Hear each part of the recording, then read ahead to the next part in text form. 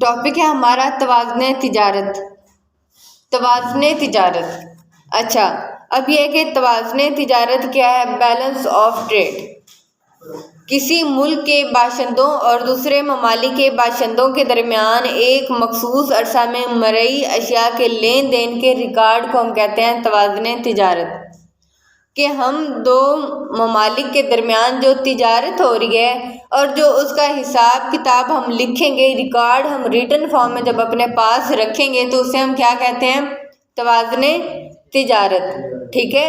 کسی ملک کے باشندوں مطلب کہ ایک ملک کے باشندے اور دوسرے ممالک کے باشندے، ادھر یہاں سے ایک نمائندہ اور پھر دوسرے ممالک سے ایک نمائندہ، اور یہ جب دونوں نمائندے آپس میں تجارت کرتے ہیں، لین دین کرتے ہیں، چیزیں ادھر سے آتی ہیں یہاں سے جاتی ہیں اور ان کا جو حساب کتاب رکھا جاتا ہے، اسے ہم کہتے ہیں توازن تجارت.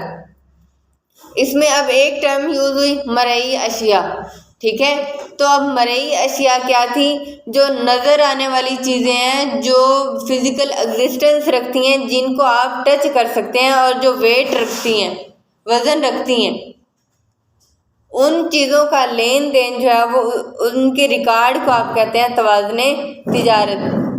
یہ بھی ڈیفینیشن امپورٹنٹ ہے کہ آپ جو مختلف ممالک کے درمیان تجارت ہوتی ہے مرئی اشیاء کی، ان کے لین دین کے ریکارڈ کو لکھنا، اسے ہم کہتے ہیں توازن تجارت. اس کے بعد ہے مرئی اشیاء ویزیبل گڈ.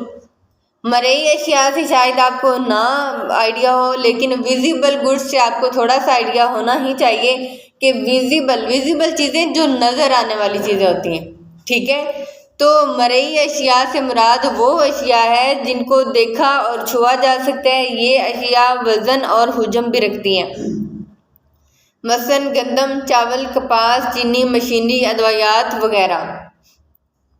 ان اشیاء کا درآمد اور برآمد کے وقت سرحد ایئرپورٹ بندرگاہ پر باقاعدہ ریکارڈ رکھا جاتا ہے، اور یہ جب اشیاء بھیجی اور ریسیو کی جاتی ہیں تو ان کا باقاعدہ طور پر ریکارڈ رکھا جاتا ہے کہ کتنی ادھر سے آئی ہیں اور کتنی ادھر سے گئی ہیں. مرئی اشیاء کا پتہ چل گیا کہ ایسی چیزیں جو نظر آنے والی ہوتی ہیں، جن کو دیکھا جا سکتا ہے، جن کو چھوا جا سکتا ہے، جو وزن رکھتی ہیں. اس کے بعد ہے غیر مرئی اشیاء انویزیبل گڈ. ایسی چیزیں جو نظر نہیں آتی. اس کے الٹ ہے یہ کہ غیر مرئی اشیاء جو ہمیں نظر نہیں آتی، جن کو ہم دیکھ نہیں سکتے، جن کو ہم چھو نہیں سکتے. غیر مرئی اشیاء یا غیر مادی اشیاء وہ ہیں جن کا حجم نہیں ہوتا اور نہ ہی ان کو چھوا جا سکتا. اس کے بالکل الٹ ہے یہ کہ ان کا حجم بھی نہیں ہوتا اور ان کو دیکھا بھی نہیں جا سکتا اور ان کو چھوا بھی نہیں جا سکتا. ان اشیاء کا درآمد اور برآمد کے وقت اندراج بھی مشکل ہوتا ہے. اب دیکھیں کہ جن اشیاء کو دیکھا ہی نہیں جا سکتا تو پھر ان کا ریکارڈ کیا ہم نے رکھنا ہوتا ہے؟ ان کے ریکارڈ میں تو پرابلم ہوتی ہے نا. اب جو فزیکل ایگزسٹنس والی چیزیں ہیں ان کو تو ہم لکھ سکتے ہیں کہ یہ اتنی چیز تھی، لیکن جو انویزیبل گڈس ہیں ان کو تو ہم نہیں نہ لکھ سکتے، نہ دیکھ سکتے کہ یہ کتنی چیزیں تھیں. اس میں اب کون کون سی ہیں؟ مثلاً خدمات، کہ اگر آپ کسی ادھر ماہر کو بلا رہے ہیں وہاں سے، یا ادھر سے کوئی ماہر وہاں پہ جا رہا ہے، یا کوئی ادھر سے ٹیچر وہاں پہ جا رہا ہے، یا ادھر سے کوئی یہاں پہ آ رہا ہے، تو وہ تو ویسے ہی مطلب جیسے ٹریولنگ ہوتی ہے وہ ہوگی. اگر کوئی خدمات کے سلسلے میں آ رہا ہے تو ان کا ریکارڈ بھی نہیں رکھا جا سکتا. یہ نہیں کہا جا سکتا کہ کتنی خدمات یہ جا کے دے گا. اس کے بعد ہے سیر و تفریح کے اخراجات. سیر و تفریح کے اخراجات، جو ہم سیر و تفریح پہ اخراجات کرتے ہیں، مطلب کہ کہیں ٹورنگ وغیرہ کرتے ہیں، ٹور پہ جاتے ہیں، تو وہ بھی اخراجات ہمارے ہوتے ہیں، لیکن ان کو بھی نہیں نہ دیکھا جا سکتا ہے نہ چھوا جا سکتا ہے. اب ٹور پہ جانا وہ تو کوئی حجم نہیں نہ رکھتا، یا تو کوئی چیز ہو نا جس کو آپ لے کے جا رہے ہو، اور یہ تو انویزیبل سی چیز ہے. گاڑی تو وہ تو ہمارا سورس ہے جانے کا. یہ ہماری ساری چیزیں خدمات وغیرہ کے سلسلے میں آتی ہیں، انویزیبل ہیں، جن کو آپ دیکھ ہی نہیں سکتے. وہ جو ہماری دوسری چیزیں تھیں نا ان میں جو یہ گندم، چاول، کپاس، چینی وغیرہ، اب جب یہ لے کے جائیں تو پتہ چل رہا ہے نا کہ کوئی چیز جا رہی ہے اور کتنی جا رہی ہے، ان کو ہاتھ بھی لگا سکتے ہیں۔ لیکن اب دیکھیں کہ خدمات یا سیر و تفریح، ان کو تو آپ نہیں نا ہاتھ لگا سکتے، نہ چھو سکتے ہیں۔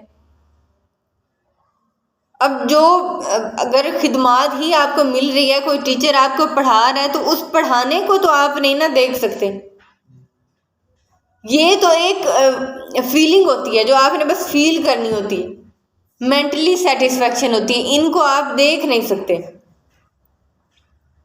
تعلیم و تربیت وغیرہ، تعلیم کے لیے اگر آپ جاتے ہیں دوسرے ملک میں تو اس چیز کا بھی ریکارڈ نہیں رکھا جا سکتا کہ تعلیم کے لیے جا رہا ہے یا کس چیز کے لیے جا رہا ہے یا کیا چیز جا رہی ہے۔ وہ بس یہ ہوگا کہ ایک بندہ یہاں سے وہاں جا رہا ہے، یہ نہیں وہ کہہ سکتے کہ یہ جو ہے وہ کس مقصد کے لیے جا رہا ہے، کیونکہ اب دیکھیں جب کوئی چیز ساتھ فزیکل چیز لے کے جا رہے ہیں نا، جسمانی طور پر اگر کوئی ہمارے پاس فزیکل چیز جا رہی ہے تو وہ تو ہم دیکھ سکتے ہیں کہ یہ چیز جا رہی ہے، لیکن اگر کوئی ویسے بندے جا رہے ہیں تو اب ان کا تو ہم نہیں نا دیکھ سکتے، اور وہ یہ نہیں پوچھتے کہ آپ کیوں جا رہے ہیں، کس مقصد کے لیے جا رہے ہیں۔ وہ تو ادھر کنٹری میں جا کے بتانا ہوتا ہے کہ ہم اس مقصد کے لیے آئے ہیں، تو وہاں پہ تو بس آپ نے ویزا شو کروا دینا ہوتا ہے، پاسپورٹ، ویزا وغیرہ۔ تو یہ چیزیں جو ہے وہ نظر آنے والی نہیں ہیں اور ان کا ریکارڈ بھی نہیں رکھا جا سکتا۔ لہذا توازن تجارت صرف مادی اشیاء کی درآمد اور برآمد کے سلسلہ میں لین دین کے حساب کو ظاہر کرتی ہے۔ اب اس میں جو ہے وہ انہوں نے یہ بتایا کہ جو ریکارڈ تھا، اب دونوں چیزوں کی ڈیفینیشن کیوں بتائی، اس لیے بتائی کہ تاکہ آپ کو فرق واضح ہو کہ ہم کن کا ریکارڈ رکھ سکتے ہیں۔ ہم کن چیزوں کا ریکارڈ رکھ سکتے ہیں؟ مرئی اشیاء کا، ٹھیک ہے، اور جو دوسری چیزیں ہیں غیر مرئی اشیاء، ان کا آپ ریکارڈ نہیں رکھ سکتے۔ اسے مرئی اشیاء کا توازن بھی کہا جاتا ہے۔ اگر برآمدات ایکس اور درآمدات ایم کا فرق صفر ہو تو یہ توازن تجارت ہے۔ اگر برآمدات کی قدر درآمدات کی قدر سے زیادہ ہو تو توازن تجارت موافق یا فاضل کہلاتا ہے، اور انگلش میں سے کہتے ہیں سرپلس۔ اور اگر ہماری برآمدات کی قدر اور درآمدات کی قدر سے کم ہو تو اسے ہم کہتے ہیں خسارے کا بجٹ یا ڈیفیسٹ بجٹ بھی کہتے ہیں، ٹھیک ہے، کہ اگر برآمدات اور درآمدات برابر ہیں تو پھر کیا ہے؟ توازن تجارت۔ اور اگر ہماری برآمدات زیادہ ہیں، مطلب جو ہم نے چیزیں بھیجی ہیں وہ زیادہ ہیں اور جو ادھر سے منگوائی ہیں وہ کم ہیں، تو پھر کون سا بجٹ ہے؟ فاضل بجٹ، ٹھیک ہے، فاضل بجٹ، اور اسے سرپلس بھی کہتے ہیں۔ اور اگر درآمدات ہماری زیادہ ہوں اور برآمدات ہماری کم ہوں تو پھر یہ کون سا ہے؟ خسارے کا بجٹ۔ توازن تجارت پھر خسارے میں ہوگی، ٹھیک ہے، کہ اس تجارت سے ہمیں فائدہ نہیں ہو رہا ہوگا۔ تو اب ہے توازن ادائیگیاں۔ پہلے یہ صرف ٹرمز ہی ہیں جو آپ لوگ پڑھ رہے ہیں۔ تو توازن ادائیگیاں، بیلنس آف پیمنٹ، کسی ملک کے باشندوں اور باقی ماندہ دنیا کے باشندوں کے ساتھ ایک مخصوص عرصہ میں معاشی لین دین کے جامع ریکارڈ کو توازن ادائیگیاں کہتے ہیں۔ مطلب کہ کتنا آپ دونوں ممالک نے لین دین کیا، دو ممالک جب تجارت کر رہے ہیں اور جو ان دونوں کا لین دین تھا، جتنی ادائیگیاں اور وصولیاں کی، ان کو جب آپ لکھ لیتے ہیں، ریٹن فارم میں لکھ لیتے ہیں، تو اسے ہم کہتے ہیں توازن ادائیگیاں۔